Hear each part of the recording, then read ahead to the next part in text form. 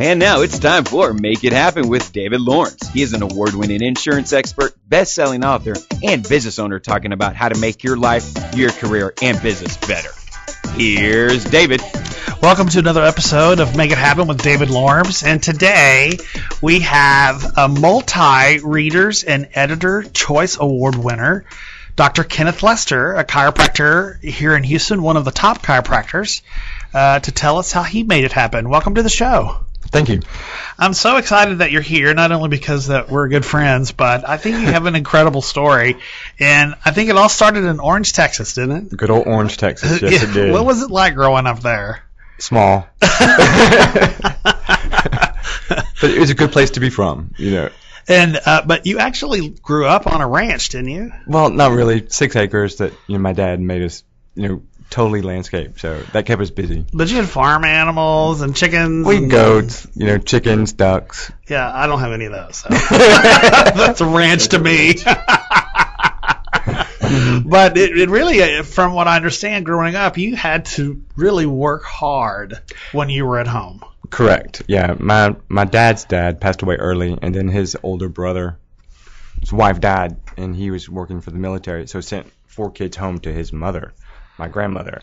Wow. So as my dad is the only eligible young man, took on his father's business, and was recently had married my mom, and so that went on until those kids went to college. Wow. What's the population of Orange, or at least what was it then? Oh, probably it was around 20 to 30,000 when I was in high school, and now it's like 17. And your mom was a teacher, right? Yes. And so everybody knew y'all.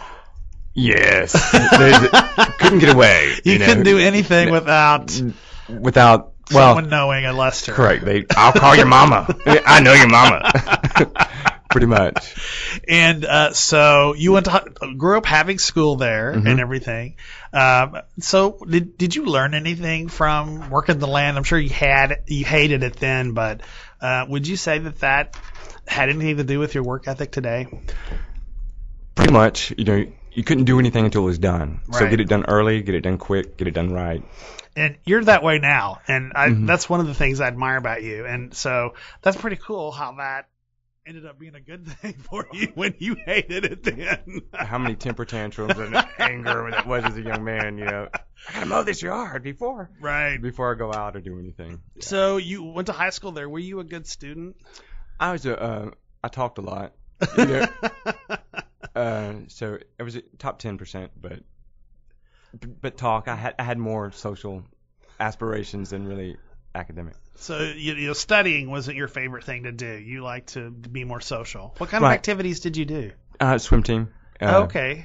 The church group, Catholic youth organization, kept me honest. I guess there wasn't anything else to do in Orange besides stuff and like work, that. Yeah. And work the land. Yeah. Well, when it was time to come to go to college, did you always know you were going to go to college, or? I knew we were going to college, and at that point, if you're not, college wasn't tangible. What's college? Well, everyone's going to it.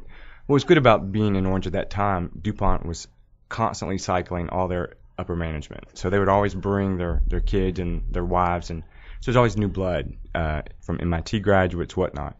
So a young guy moved down the street, and he was going to go to UT.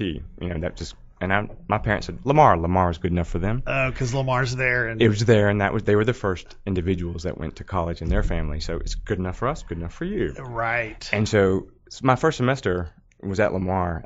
But when you take your SATs, I got into UT and had to defer, so to speak, because you're going to go here. Well, all things being equal, I'll go to college. My dad leaves me alone. You do your schoolwork. Right. But if you fail or you make less than a B, you pay me back. And wow. So when the grades came, my older brother went first, and he had to write a check. He had to give Oh, no. And so my first semester, I put down the grades, and then there was a pause, and it was a 4.0, and my dad put his fist down on the table, screamed a little bit, said, "I'm not paying for an education." And the next semester, I said, so he wanted you to fail. No, he wanted me to work. Oh. If it wasn't a struggle, it wasn't deemed valuable. Oh. So off to UT I went, and that was a different awakening. Wow. Now, so you have an older brother and a younger brother. And an older sister, too. And an older sister. So how did that make you feel, that response? I was taken back because you're not going to UT. You're not going. Okay, well, hell. Well, he packed up the truck himself, and brought me there. Oh, so in the end, he was supportive about that. Well, right. It was what value for his money, I suppose. So he helped you through school. Mm-hmm. That's good. So while in college, did you know that you wanted to be a chiropractor? I was going to be pre-dental. I was going to be a dentist. A dentist. And what pulled you away from that into from a small town dentist, had 6 women working for him, whistling all the time, having a great experience. Never having a sick child in his hands or something like that, but was really helpful, kind. He knew families and was very social. Right. But just a really kind, ethical, intelligent young man, or older man at that time. So wanted to be a dentist. It's easy. I was thinking that fits. Right. So when I went to college, that was right when HMOs were coming out, and it made from what I could see, a difference in the payer structure for most dental practices. Right. So I'm doing my volunteer. I'm accepted to LSU Dental School in Baton Rouge, and every dentist was either going through a divorce, had staff leaving and coming and leaving. No one was happy. Like, this is not what I thought. Right. And so shortly during that time, or shortly after that, I was involved in a pretty rough car accident. That the third day after that accident, I couldn't get my head off my pillow. Oh my gosh. So that really knocked me for a loop. I was swimming, running, doing triathlons in college, and I couldn't get off my bed. I thought my roommate had tied my head to the bed, actually, as a prank that first day. Had you gone to the hospital? No, because I pushed the car off I-35. Oh my God. It was an older Thunderbird, so. But you pushed the car. Oh my gosh. Right, you take it, you're in shock. And so the next day, my book bag, that physics book was really heavy. The third day, I couldn't move. And so you go to the doctor on campus, muscle relaxers, pain relievers, anti-inflammatories. Right. Well, I was probably eating about 3,000 calories a day, but not moving. Yes. So the medication wasn't doing much. But by the third day, there was a whole nother set of pain. And, it's what do? You call home, Mom. She said, hey, boy, put your head down and your butt up. Because, stop moving. Right. And so I said, okay, I can't do this. These medications aren't working for me. Right. And so someone finally brought me to a chiropractor. Walked in. He was 65, looked 45, had 6 women working for him. He was whistling, and he spoke to me in a language I understood. Most of my professors at UT were speaking, anatomy, physics, right. Force, and he went right into that and said, this is what's happening. This is why this affected you this way, and started working. And within days, I was moving dramatically different. Wow. So it included, as a swimmer and a runner, the health part, the education, the way he explained it, took the science and then took a protocol that would work, so it put the physical medicine and the healthy lifestyle or the active lifestyle together for me. So it's hey, this is a great I can transfer here. This environment seems happy, it seems positive, and not the change that the dentists were going through. So you really made a connection with that experience that really affected you from that point on. Correct. It's hey, I can really do this. Not only health-wise, but your interest then changed. Well, it just magnified or broadened my interest that I already had as a kid or as a young man. Well, and even in medicine, because you were going to be a dentist. Now, had you any preconceived notions about a chiropractor before you went to one? I didn't know one. So you were brand new to the whole subject. And so, the Dr. Ken White in Austin, Texas, still practicing, was just very, I guess, since he was the first one, he was pretty much the upper echelon, very by the science, by what the white papers, by the research says, and he was dead on. And so it was easy. So if there was any negativity about any other type of profession or that profession, I wasn't unaware that there was that, because he was just he executed very well. He was knowledgeable. His staff were. Now, this is probably during a time when there was some misconceptions about what chiropractors do and so forth. I don't think it's so much today. Do you? Well, it is. actually, there's a lot of issues going on in the legislature for scope of practice. The AMA, and the AMA wants to increase their scope of practice by shrinking other practices, or really pigeonhole each profession to their exact, or narrowing their scope so there's less opportunity for advancement in either cosmetics or in other things. They want to narrow it so they keep. Well, there's always been a friction between the AMA and chiropractic. And so I know the answer to this, but I want you to tell us how did that come about? Well, basically it was a blacklisting of the AMA. Actually blacklisted a lot of chiropractic patients. So if I was a chiropractor and I wanted to refer you a patient because I said they're not operating or they're not moving the way I want them to move, or they're not progressing, they could have cancer possibly. They wouldn't accept the referral. And that was there was evidence. And part of my education was paid for by a Supreme Court case based on taking the AMA and that you blacklisted this profession, and that's illegal. But didn't the AMA and the chiropractic profession work together in the very beginning, and then they split? Well, basically, I'm not sure about that, but I know what medicine took basically the bacterium theory of injury or illness, and then osteopaths took vascularity, kind of on that theme, and the chiropractic went with the joint movement and joint movement and nerve flow. All have some type of validity in certain aspects, but what won out would be the bacterium, is our illness. Well, there was a lot of conflict, I know, between medical doctors and chiropractors, but I don't think so much today. In fact, I know several medical doctors now that will often refer patients to chiropractors when that wasn't the case many years ago. Right. I think it was advocated or taught in school, so that you blacklist or whatnot. And that's why part of the education was paid for by a court case. But hasn't there been studies and analysis done that supports the use of chiropractic care now? That's indisputable. And so the medical professionals, are forced to look at that and consider it, even if they didn't want to. Well, especially for cost-effective treatment for low back pain and certain other elements that deal with mechanical movement that's been restricted. Well, it works. I mean, I've had plenty of chiropractic work done, and it works. It's just you can't dispute it. It worked for me. That's what really got my head around it, is that those medications, I couldn't walk, I couldn't study. They weren't working. It wasn't affecting my body, but movement, instilling or helping me move quicker than I would have on my own, helped me return to normal function. Right. That made such sense to me. Right.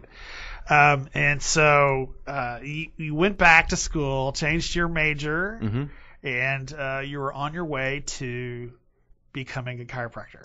After I graduated from UT, then went into Texas Chiropractic College here in Pasadena.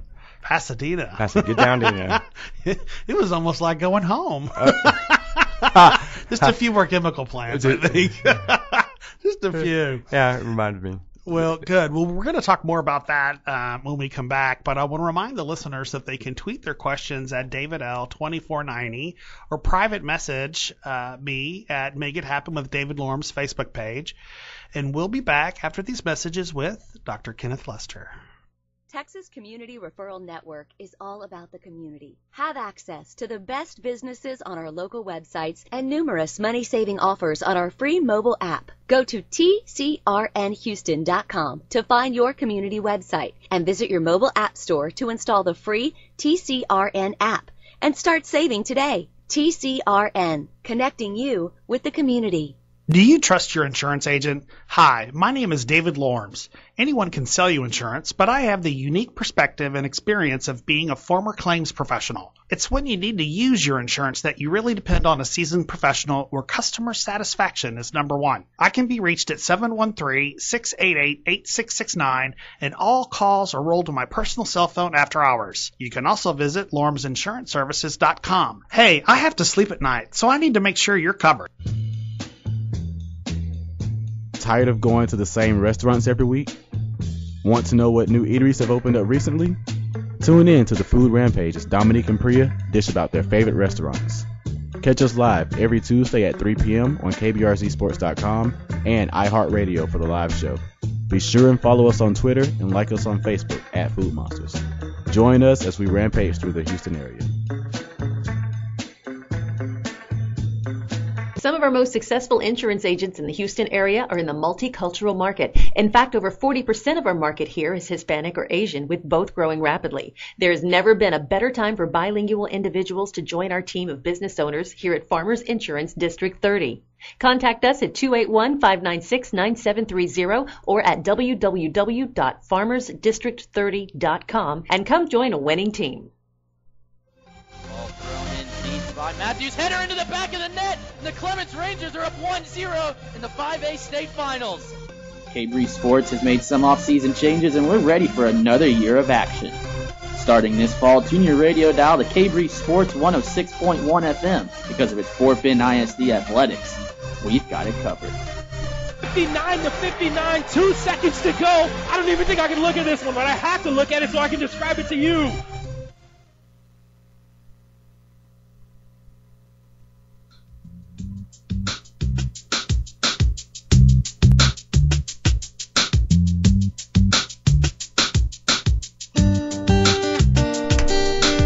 And we're back with Dr. Kenneth Lester, one of the city's top chiropractors. And before the break, we were talking about after UT, you had changed your major from dentistry to wanting a career as a chiropractor, and you went to Texas Chiropractic School in Pasadena. How was that for you, moving from Orange to Austin and then Pasadena? Well, when you go to Austin, you're inundated with from a small town to a metropolitan area. Yeah. Then you're back to Pasadena Yeah. with slow pace. Yes. Kind of more rural mentality. So it slowed down a little bit. Isn't that cartoon King of the Hill supposed to be about Pasadena? I think it is, really. Have you ever seen that show? It's pretty close. It's funny. But anyway, I'm sure that was a culture shock for you. Well, I mean, I was familiar with it. It was like, so I made sure that I lived inside the loop, to go back. So you lived in Houston. I lived inside the loop and drove down. Oh, well, that was a very smart move, I'm sure. Quality of life. For quality. No letters, please, from people from Pasadena. But as a single student, I imagine you were single then, I don't Correct. know, that was really a challenge to be in Pasadena. But how many years were you in school there? 3 years and a third. That system's on a trimester system, so you go 3 times a year. Instead of semesters, you go through the summer. Did you have any professor or anybody? Well, you just mentioned the chiropractor that impacted your life, but did you have any other professor that really made an impact on your life that helped you develop a philosophy or a mantra or some type of way of living that impacted you? Maybe not, but sometimes that happens. I had a respect for, I took organic chemistry at Austin Community College from a Dr. Sessions, Alice Sessions, small little young lady, an engineer. But she broke it down to this is what we're trying to do. This is where we're trying to go. And you can use any method you get there as long as it's, correct. And so she made it practical. And I'd started a class at UT, and we're taking a potato with a fork and a knife and a spoon and doing, isomers. Like, I couldn't understand that. But the way she explained it was practical. And I guess as a mother that comes home and has to feed 3 kids, she's an engineer, this is what we're doing. Now, right. You don't need to remember this because you can pull it from the book. Yeah. But if you're going to be an employee of this company, you're going to make sure that we do it efficiently, we're going to do it quickly, we're going to do it practically.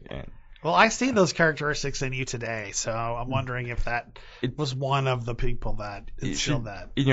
Starting to think along those lines. Why do I need to know this information, or why is this important? Is where do you practically use it, and how do you bring in practice? How do you bring your patients to that point? Right. There's a lot of information out there. They don't need to know all of it, but how to keep them thinking in a very therapeutic approach to their condition. Right. Is the practicality of it. So was school easy for you? Depends. It depends what it was. But if my life outside of school was congruent, moving smoothly, then yes, it was. But your life tends to affect your studies? Yeah, well, as for me, I had to really work hard at studying, and and then I knew people that like, oh no, I didn't read the book, and I've got a 4.0. You know what I'm saying? So, what kind of student were you in that regard? I did well. I had to learn a few things about myself. Like, I was a guy who walked the library, so I couldn't sit and read. I could walk and read. I could walk and go through my notes. So that's interesting. That little attention deficit just had to morph it into what worked for me. So I'd walk the library, again and again, reading notes or going over and just kind of playing in my head. Well, that's really interesting. A lot of people have attention deficit, and that was pretty, I think, in your favor that you figured it out while you were in school, that you might not have even realized it, but you did it to study and make it work.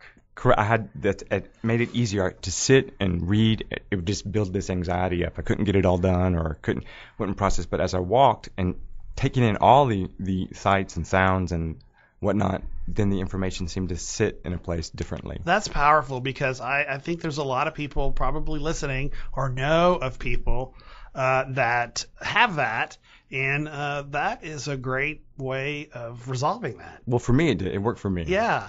And, well, congratulations, because you didn't just go, oh, well, I've got attention deficit, I can't do it, I'm dropping out. Right. There wasn't an option. It wasn't an option for you, and I'm sure you were definitely motivated by your parents right. not to quit. So that's great. So you finished school in Pasadena, and then what did you do next? Well, I got a job in downtown sports and chiropractic rehab center, and where I interned. So as that, it was easy just to kind of roll into a job there. Worked there for a year and a half, and then at that point had an opportunity to go in partnership and buy a practice. Wow, that's pretty quick. Well, it was. And so, the doctor previously that owned the practice had fallen and broke a wrist, and then within 6 months broke it again. Oh my gosh. So she had a total fusion for her wrist, and so that changed the way she saw practice. And so she wanted to put that practice up for sale, and then I went in with a partner and bought it. That brings up a good question that comes to mind for me, is that you're using your hands. Correct. And many body parts, actually, to help adjust people. So what happens if you were to break a wrist like she did a couple times? Does it make you force you to leave the practice, or is there a way that you could have worked around that? I'm sure there's ways you can work around it, but again, that's a whole transition mentally and physically, a way you're practicing. So I'm sure it takes a set. You're going to take a time to come back and rethink how you do it. Right. So do people or doctors in your industry carry any specific type of insurance that would cover? There's a long-term disability for its own occupation for just 5 years. I guess there had been some, in the early 80s, probably some abuse, and so it's been limited. So I often think, how would I retrain if something happened like that? What would I do differently? Does that affect your day-to-day activities? Do you worry about it? Oh, I can't mow the lawn because I might break a wrist. Well, definitely there's certain things that I do that if it doesn't help me benefit my practice, I don't do on my own. Like I don't put yourself in jeopardy. Right, I don't paint my own house, because I use my arms enough, and I've worked to a tolerance of a certain amount of hours. Yes. And so now I got to make an educated choice. Am I going to blow my arms out and be unproductive at work, or am I going to pay someone to do this work so I can go and do different work? Right. Well, okay, so let's get back to the part where you bought your practice, or a partnership with a practice. And was that Kirby Health and Wellness? Well, it was Kirby Chiropractic, and we changed the name to Kirby Health and Wellness. Because it was on Kirby. Exactly. A novice. I was a novice, my first one. Yeah, but a great location. It was. For, a good clientele base. And what was it like? I mean, how did you feel about opening up your own business? Scary. Yeah. It was, because it was just me, and you start with a limited amount of funds, and you just hope. And luckily it did roll that way. Some of the volunteer work that I did while I was in school allowed people to kind of know who and what I was doing. And so when I did open up my own shingle, it kind of fell in at a really nice clip. Right.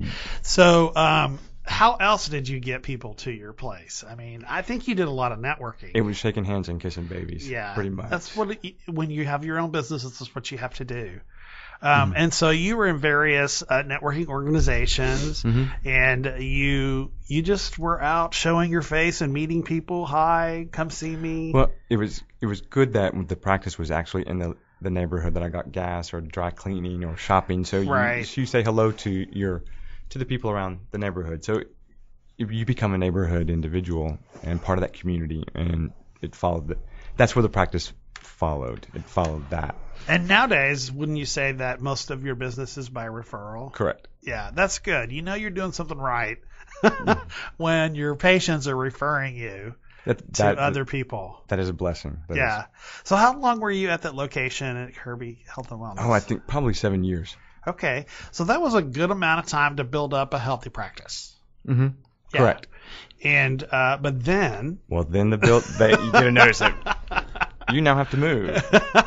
And so then I moved found a place down the street on 3930 Kirby and practiced there for about 7 years. Oh, wow. Okay. And so then I had an opportunity to purchase a building, and in a whirlwind that worked out, so that was good. But that was a stressful time. Well, yeah, let's talk about that for a minute, because I was around when you did this. So you were renting space in a building that was looking to raise rates, and it wasn't really a functioning space that you felt like was worth that value, right? Correct.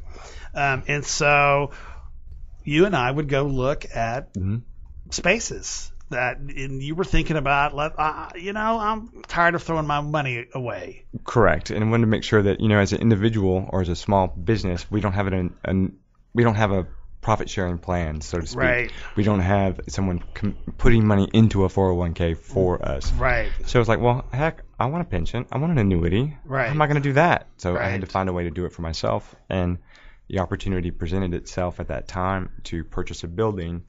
And, looking forward, that would be putting money in, and then hopefully when it's time to retire or do something different, then I would have something paying me back. Yeah, so you won't have to be in a state home. You can be in a pretty nice... Won't be under a bridge, hopefully. Hopefully. You'll have designer depends. No. Well, so how did you find this building on Shepherd where you ended up landing? Well, actually, I drove by it every day to go home. Yes. And so it had been on the market for 280 days. But go figure, the day that one of my staff's out, I get a call from Google, and I pick it up, and they go, well, Dr. Lester, you're not at the top of whatever, on top of your web page. Right.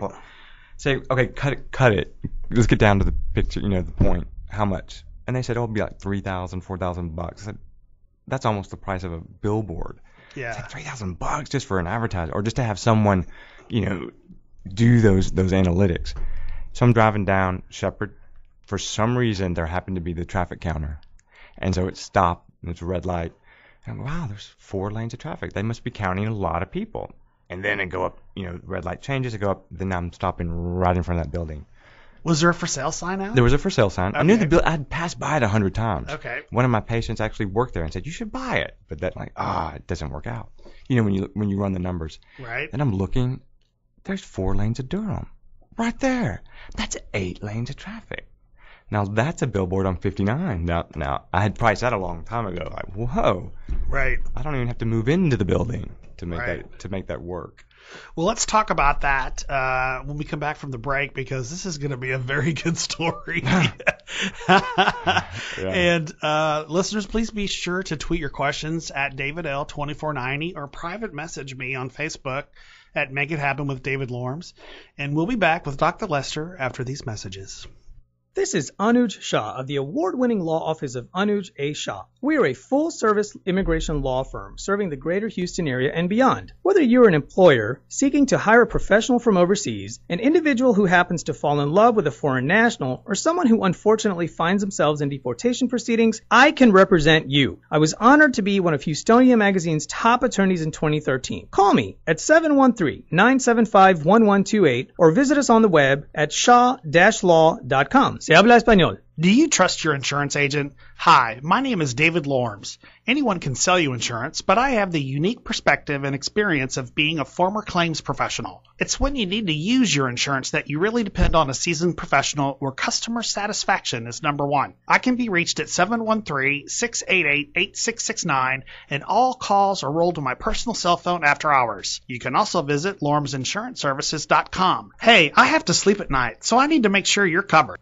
Attention Fort Bend County, K-Breeze Radio is your station. We're back for the 2014-15 school year better than ever with our new station, 106.1 FM. We play the best of family-friendly music, all the action of Fort Bend ISD varsity sports, and the great shows you've grown to love 24/7. Tune into K-Breeze Radio 106.1 FM every day to help support the community of Fort Bend.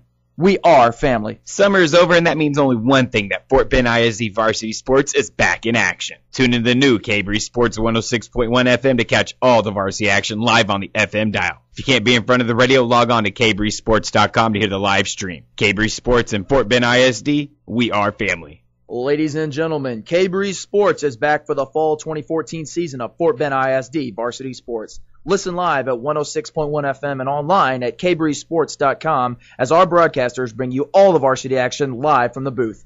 Follow us on Twitter at KBreeze Sports to keep up with the broadcast schedule. K-Breeze Sports, your home for Fort Bend ISD varsity athletics.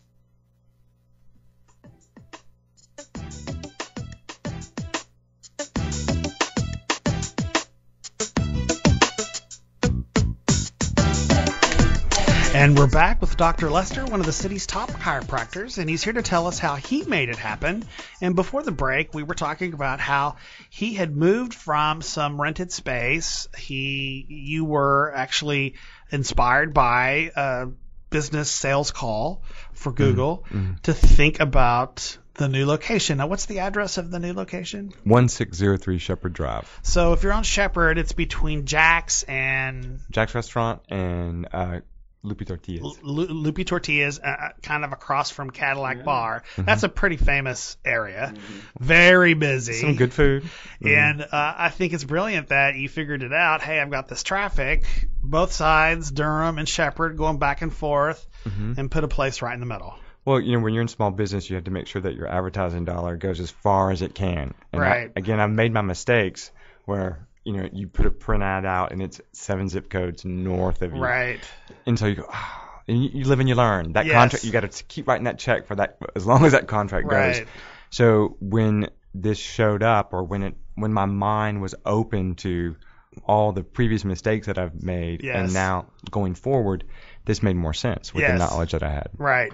Well, I think for many reasons. One is in my opinion, I think it's much more convenient because you've got 2 lanes of traffic and you've got clients probably that are passing by every day going, hey, this is on my way home or on my way to work. This would be a great place to stop, get a margarita afterwards. And next yes, door. that has happened. Yes, that has happened. But with Shepherd and Durham going, that's 8 lanes of traffic altogether. So, and that's people who live in the neighborhood. They take that particular exit for a reason, and not driving down like they're going to the Woodlands or Sugarland into downtown, where they don't do their shopping on the exits in between. They go home and they do it, or they go. Well, let's talk about this building because it was the old SNAP Spay and Neuter Assistance Program building. Correct. And it had been unused for some time, so it wasn't move-in ready. And it had been many other things. Yes. And so it had morphed into a lot, which, left no one clear decision or one clear design. Right. Well, what I think is great is that you didn't knock it down. You used the original footprint, but you gutted it. Well, I guess when you say gutted it, I didn't understand it being my first remodel like that and working with Woodstone Construction. I didn't understand what that was. And I tell you what, when you walk in and you see the cement out, you can see sheetrock hanging and your electrical wires hanging, and you can see through the 2x4s out. You're like, oh, it looks like Beirut. What did I do? What did I do? I can imagine that was very scary. I just bought this and it's now rubble. Yeah. And but other people, and they got to trust them. They have a different, they can see the end point. Right. I had to trust that. Well, and I think that in some cases you had some talented people help you come up with some ideas, and most definitely.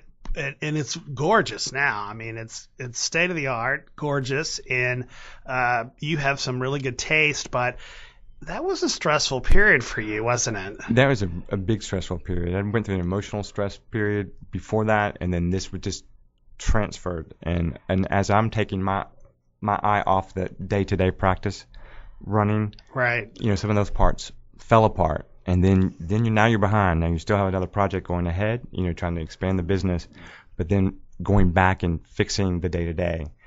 And that gives you a deficit. Well, so you were still running your day-to-day practice Mm-hmm. over on Kirby. You were overseeing the project at the new location. Writing checks, yeah. Writing checks, Uh-huh. big ones, still uncertain about the payoff, and, attention deficit. So all that wrapped up in one. How did you react to that? What was... That was, if I had to look back on my years, that was probably the most stressful time. Because, your wants and your dreams are going one way. Your bank account's going the other. Your direction that you think spiritually and emotionally you're supposed to be. It was all in a mix-up. You're making your reservation at the Star of Hope. I had just in case. Oh, those thoughts ran through my head. So you had many, literally, sleepless nights. Correct. I could fall asleep, but up at 2:30 for months. Yeah. And not back to bed until 6. How did that affect your disposition? Oh, sure. It was not one that I liked, I guess.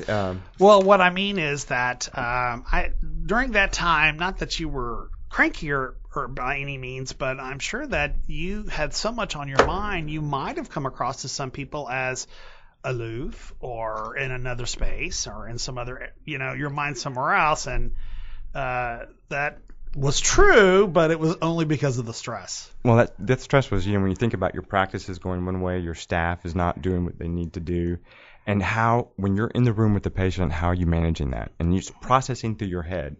And what's bad about that, it's processing through your head when you're with your patients. Right. And so that was a hard time. Well, particularly because I think you mentioned to me that there were some speculations about, what's going on with him, and people just didn't realize the stress that you were going under. Correct. And it was stressful, and I'm not proud of that stress, Well, but I wish I could handle it differently. But, it's stress. There's no, it's hard to handle stress.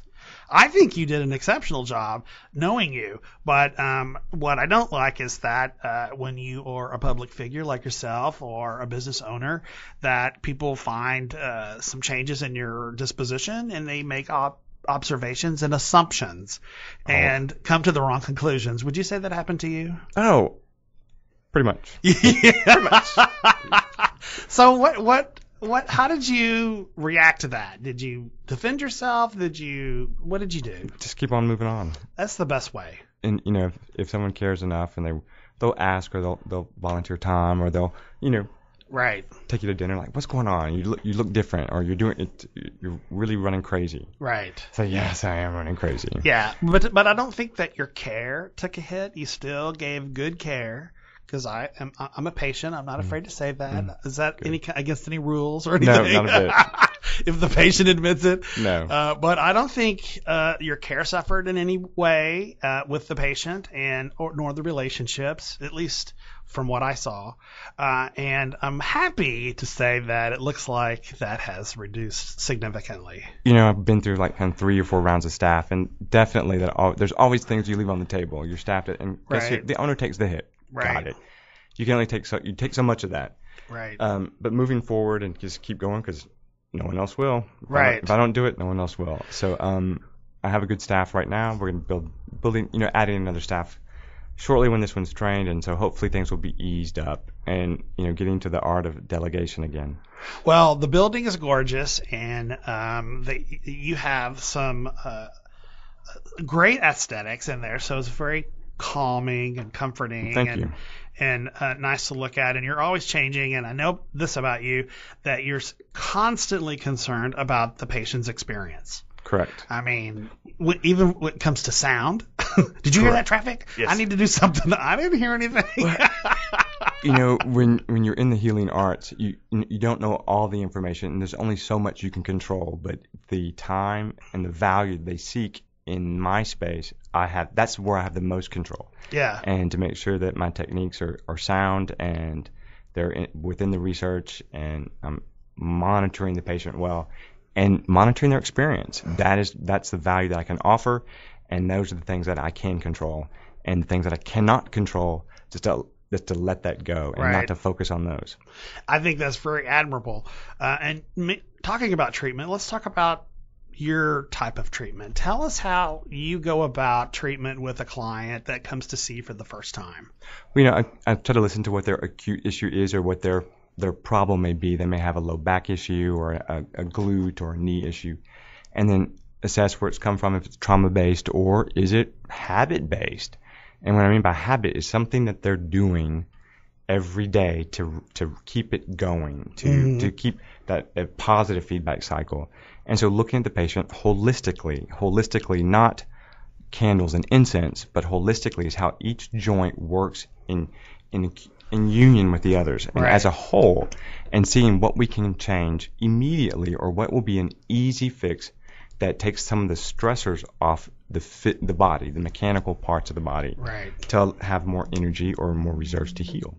How much time do you spend with a client on the first visit to try to get to know their issues before you determine a treatment? Well, it depends on the patient. For one, some patients are very intuitive and they get it and they go, and we can move on. And then some patients are questioning. They never heard that. They would come in for low back. So why are you looking at my foot? Right? Exactly. And so so when it comes to time, it's making sure that you have the patient buy-in. My point is that you may not understand all of it, but when you leave here, I want you to start to use the information you've gotten here to judge information you get elsewhere, or things that you do in other places. You can extrapolate that on. Right. It sounds very comprehensive, but have you ever had a patient come in and say, I've got a really big pain in my glute, and you've determined that's your spouse?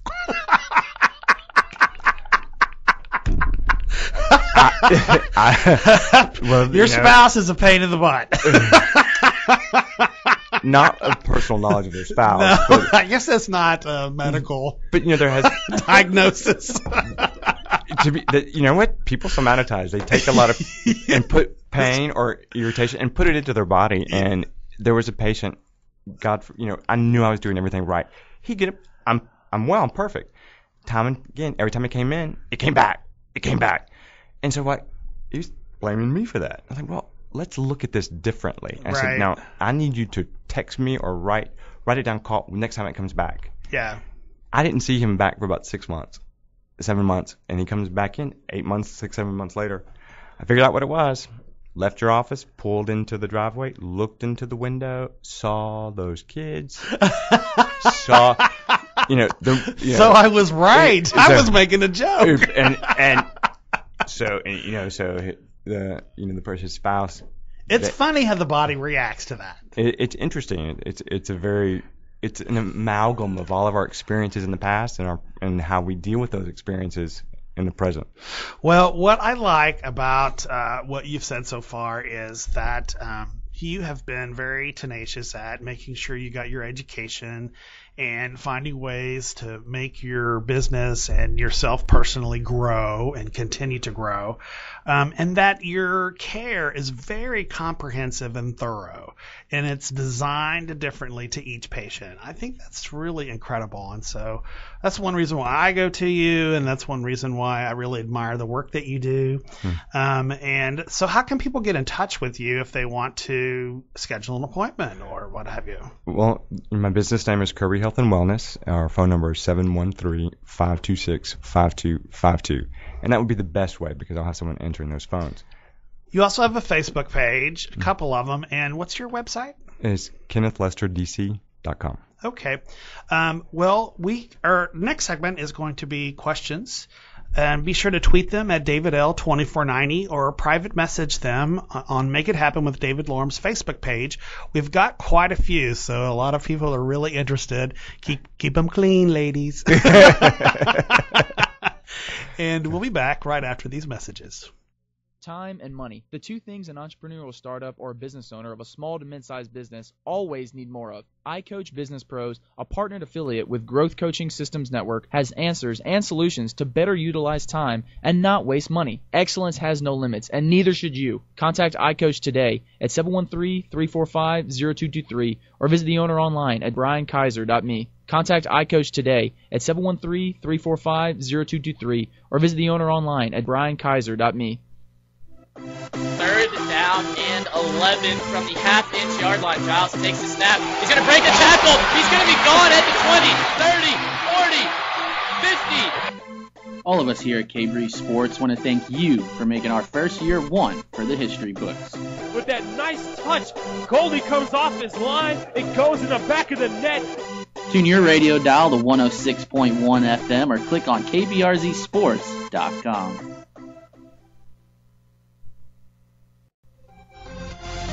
Ball thrown in deep by Matthews. Header into the back of the net. And the Clements Rangers are up 1-0 in the 5A state finals. Everyone at K-Breeze Sports wants to thank you for making our first year a huge success. K-Breeze Sports has made some off-season changes and we're ready for another year of action. Starting this fall, tune your radio dial to K-Breeze Sports 106.1 FM because of its Fort Bend ISD athletics. We've got it covered. 59-59, 2 seconds to go. I don't even think I can look at this one, but I have to look at it so I can describe it to you.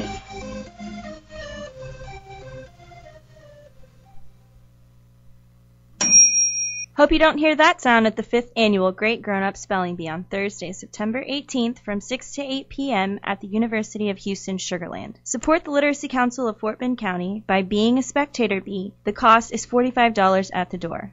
Sponsorship and underwriting opportunities are available and range from $75 to $5,000. For more information, visit www.grownupbee.com or contact Christina Guerra at 281-240-8181. Your support can change a life. K-Breeze Sports is back for the fall 2014 season of Fort Bend ISD Varsity Sports. Listen live at 106.1 FM and online at kbreezeradio.com as our broadcasters bring you all the varsity action live from the booth. Follow us on Twitter at K-Breeze Radio to keep up with the broadcast schedule. K-Breeze Sports, your home for Fort Bend ISD Varsity Athletics.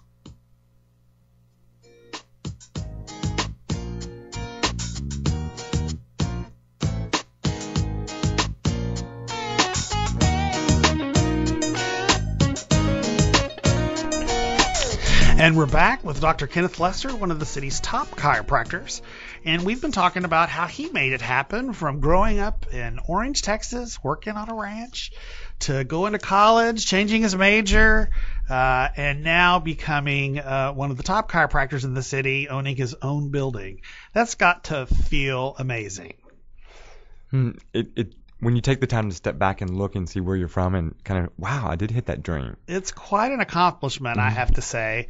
And so kudos to you. Well, thank you. And all the while caring for people. So I think that's amazing. We've got several questions for you. And the first question comes from our dear Courtney Zavala, who I know. And she wants to know, do you have to be in pain to go to the chiropractor, or when should you make that decision? Well, the way I look at it is that we're the mechanic of the body, trying to make sure that you optimize your movements, because we're on a gradient, we all end up in one place, dust to dust. So if we're starting to lose range of motion, and it may not be painful, right, but you're just not you're restricted, that's a call to arms. That's a call to, hey, I'm not operating the way I should, and everything will start to filter or start to go from there. Right. And I don't want to accelerate it. I don't want to accelerate a demise. So you really have to listen to your body and pay attention. Pay attention, not take it for granted. Right. Do a regular maintenance schedule on your vehicle. Just think about the year you were born. Right. You've been driving that car, that chassis every day. How much maintenance have you put into it? I got an old chassis. I need more maintenance. It's maintenance. Well, it looks maintenance well, David. You've done good. Thank you. Doing good. Doing good. So here's another question, and that is, can chiropractic care help with allergies? What I look at is that allergies are what happens in the system. Your body will tense up, or if you have a histamine release, cough, sneeze, and even with asthma, there's been some issues that, chiropractors help with asthma, allergies. Well, with asthma, it tightens up the rib cage, hard to breathe and expand. Mm-hmm. So what a chiropractic adjustment could do is loosen up the body's response, the symptom of it, to give it a relief temporarily. It doesn't change the genetics or the issue why the body's reacting that way, but it can help the patient with the symptoms of that reaction. So don't stop taking your Claritin. No, not one bit. Follow your. But in conjunction with your allergy medicine, you can use to help move better, care. To breathe better. Yeah, definitely. Absolutely. And there are a lot of people that experience foot injuries, like I did, plantar fasciitis, and who would have thought chiropractic care? Well, your foot is what integrates you to the. You use movement on this earth through your foot. So every movement you do with your human body goes through the foot. Yes. Well, some people might have thought podiatrist, but you were able to help me overcome that through the care and expertise and advice that you gave me. So that's another way of thinking about it. Hey, it's not all back. It's not all about the back. No, it's about all the joints. They're all integrated. It's an integrated system. So here's I'm sorry I cut you off. Here's another question, and that is, what's the most common injury that you see in your clinic? The most common injury is probably a low back or neck injury, and due to overuse or disuse. And so you can have an overuse injury like carpal tunnel, or you can have a neck pain or a neck strain due to overuse, and that's usually coming from habits. Reaching for the phone or whatnot 300 times a day. That's going to cause a lot of overuse injuries. I would think so. That particularly with the back, because that's. So I hear that just from so many people. I've hurt my back. I've hurt my back. I've hurt my back. Well, with the Industrial Revolution, most of us have moved from the farms and from hunting and gathering into the desk. And so, but the sitting posture is basically a negative to the human form. Sure. Because we're cantilevering our head over, and we get this. Our head goes forward, makes our necks very, very tight, and our shoulders rotate in. Yes. We're not throwing javelins, or we're not pulling a bow and arrow back, but we're trying to get to this little bitty keyboard. And and Apple just released a watch. Now, really? So that leads me. That leads me to a question that I have: is that how important is the chair that you have at work? To me, the chair is not as important as your consistent aligning yourself to sit properly. The chair. No hunching over. No hunching over. Just looking at the ergonomics, looking at the pure physics, the center of gravity of the body, and just trying to make sure you're doing the most you can to benefit that. You got to make a living. Got it. But what else do you have choice on? Yeah. That's your choice. And that's so hard for me to remember to do. But I've seen people remove the chair and sit on a ball. What do you think about that? Love it, because it destabilizes the patient, and so they're not letting the chair do the work. They're having to. So every time they reach for their water bottle or to answer the phone, they're a little unstable. So the abdominal cavity, the obliques, the low back all have to integrate and work together, just like if you were hunting and gathering. But when you sit at a desk, we don't do that. So that might be a good solution for some folks, that if they can't get out of the habit of hunching, the ball makes you naturally. Right. You sit up straight. You still can cheat, but it's harder to. It makes you more aware, and it also destabilizes. So you don't want to fall off. Right. You have a prime directive not to. And then afterward, you can take it to the beach. So you got a beach ball. It becomes more like a sail at the beach. Well, actually, that ball can be used for many things, and there's a lot of exercises that you prescribe using that ball. Correct. To try to have a low tech approach where people can use equipment around the house and not have to go to a gym or have to have something with them all the time. Right. So they can just use their body or simple things around the house. So here's another question that we've gotten, and that is, what do you think about these specialized pillows that they sell these days? Well, I think a specialized pillow helps because if we're spending 8.5 hours, 10 hours a day at work, our head leaning forward, and we learned that since kindergarten, that how do we mitigate the negativity of that, or what the bad effects that part has. Well, if you're laying down and supporting, if it's a cervical pillow, supports the neck, your head goes backwards into a small extension, the opposite of going forward. So we just mitigated, hopefully, the negativity. So you're in the middle. But you're a big believer of those, right? I am a big believer of counteracting gravity any way we can. Sure, but and what I like about your place is that you sell these things, so that if you're using them for treatment, such as the ball, or talk about the pillow, you have those available for your patients should they want to get them right away. Well, right. If you're going to teach it for them to rehab, the best thing to do is start that night. Well, it makes it very convenient, I have to say. So we have another question, and that is, how much or if any pain in the back should you feel before you seek treatment? Well, for me, I don't want you to feel pain. Right. And so if you're feeling anything like that, a restriction in motion, and it may not be painful. So anything that just takes you away from your natural movement, or you're starting to see limitations, like it's hard to put your seatbelt on, or to turn your head and change lanes. Right. We're all on those highways. Sure. So I want you to be able to look over your shoulder without pain and without restriction. Sure. I'm sure you hear this all the time, but I've seen people say, well, boy, I really hurt my back. I'm just going to have to take it easy today and ice it and that kind of stuff. And they kind of discredit how important that is and may end up with pain for several days when really they should have come to see you. Well, to advocate, if they don't understand why they have the pain and can't figure it out and fix it themselves, then definitely seek a professional. Because when you're not moving, you're not healing. Right. And so are there exercises that you prescribe to people regularly to keep your wellness? Correct. There's most exercises, especially based on what most of us do when we work. We work forward, head carriage, internal rotation of your shoulders. Right. That weakens certain parts and it makes other parts hyperactive. Right. And so that leads to a dysfunction that can be layered throughout the body. So we try to mitigate those symptoms with exercises. You got to make a living. Got it. That's a standard. So if you're going to do this to optimize your journey here, to optimize your wellness, this will be beneficial for you. That's good. Here's another question that we've received, and that is, what's your opinion on cracking your knuckles or your own neck?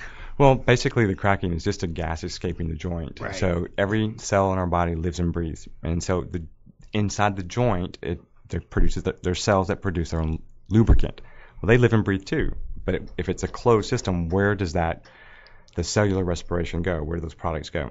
They go into the liquid under pressure. So just like opening a pop can, when you open it, its volume increases. Right. Then you'll hear a state change. And that's it. It's not bone on bone or cartilage. And does it make your knuckles bigger? No. So it's just gas escaping. It's just gas escaping. But not the bad kind of gas that you smell. That was the dog. That was the dog. So really those loud noises aren't bones cracking, as people say. It's just the gas escaping. Now, so what do you think about the theory that's out there that if you crack your knuckles too much, they get bigger? No. The wives tell. I'm sure you've heard that, all right? the time. Yeah, and it doesn't. So yeah, right, and there's not, people don't have hairy palms or they're not blind. Right. So, is it good to do it or bad to do it, or should you not care? If it works for you, I just believe not under force. If you distract, but pushing or pulling or yanking or swinging your back or your neck or any joint, it's probably a bad idea to use momentum. But if you just kind of move it, roll over bed, or you're stretching it, that's fine. But I've heard that I think you've told me that if you do crack, as we say, your neck, that you can overextend it, right? And create a worse situation. Right. Patients grab their chin and push their head. Yes, you can overextend it in an angle that it's not designed to, and create even more of a problem, and the body starts adapting to that. So listeners, don't do that. Don't force it. If it stretches and you're stretching and it goes naturally, fine, but don't force it or have someone force it. Right. Well, I just want to thank you for being on the show today and telling us how you made it happen, small town boy, making it to becoming one of the city's top chiropractors. And I just have to say it was an incredible story. Thank you so much. And I want to let the listeners know that next week they need to tune in. We have Dana Steele, former radio DJ from KLOL, if you grew up here in the 80s. But she's become an entrepreneur and has a fantastic story to tell. So be sure to tune in live next Wednesday at noon to hear how she made it happen. In the meantime, don't just sit there. make it happen.